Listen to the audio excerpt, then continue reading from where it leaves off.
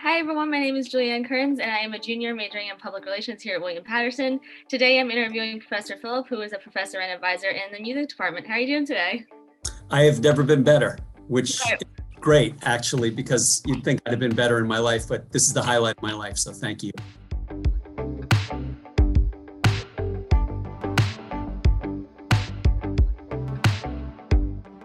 So what do you do in your role as an advisor in the music department? It's an ongoing thing. It's a mix of, there's just at registration time, it's when you sit with students. Right now we're Zooming with students, but that you have them come in with what their ideas are for the next semester. And then you go over that and you compare that to degree works and you make sure that they're taking everything they need to take and sort of following up on that. And then freshman students aren't allowed to register for their own classes at this point. So it's working with the freshmen, the second semester freshmen, finding out where they want to be, what they want to do next semester, then getting those schedules together, submitting those. And then but what has happened is during the semester, it's ongoing. If there are opportunities for that would affect all of my advisees, I'll send a blanket email to all of them.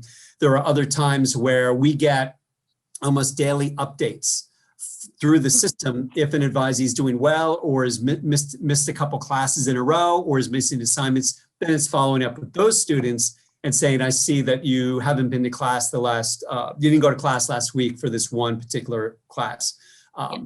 Get back to me, let me know if you're having any issues, or otherwise, make sure you're talking to your professor. So it's a lot of it is making sure they know that somebody's got their back, and we're not keeping up on them like a parent, but we're making sure that they're always on track for where they need to be, where they need to go.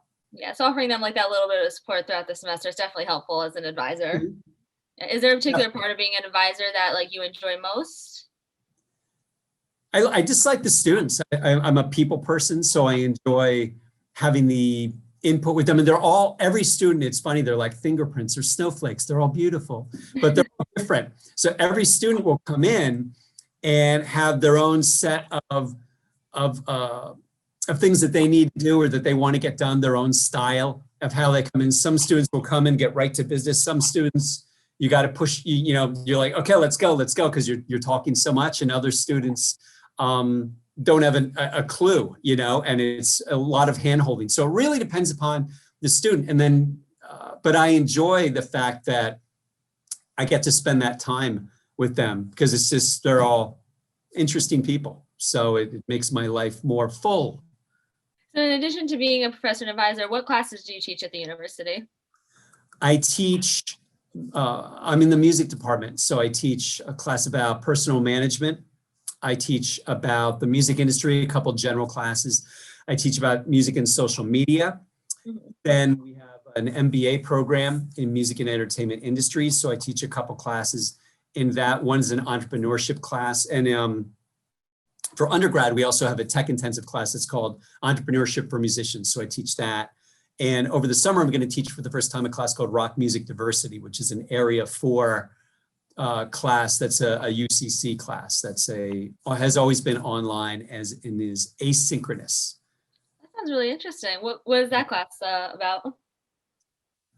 It's a lot of it is looking at the music industry historically, mm-hmm. and how race has been a part of it, and how because it's diversity and justice. So whether it's contracts or the way artists were treated in the past, like if you really go back into the 1930s, 40s, 50s, 60s, contracts always were worse for women, or they were worse for artists of color versus others. But in general, contracts were generally pretty bad for everybody, for artists, but it was especially worse for artists who they would give the guy, forget his name suddenly, at Motown, would give an artist a car instead of giving them royalties, which they would have made money for many, many years while that car is in a graveyard somewhere.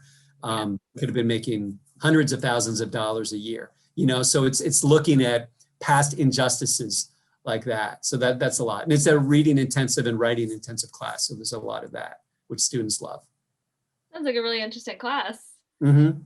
So as a professor, what do you think students can maybe do during their time in undergrad, during their time at the school that maybe could help better their skill set and give them maybe like a little bit of an advantage going forward into the career field in the future?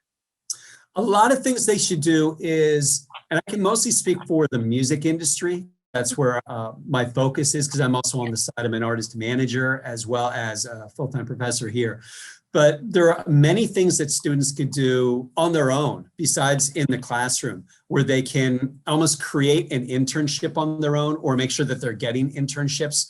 But we have things like LinkedIn where you can make connections with people outside of the school. A lot of it is, and I think this would probably work for almost everybody, every discipline here in the university is it's who you meet here, but it's who you meet on the outside who's going to either be that great mentor for you, or they might introduce you to somebody who might know somebody who can get you that job or things like that. So there's that, you can continuously educate yourself.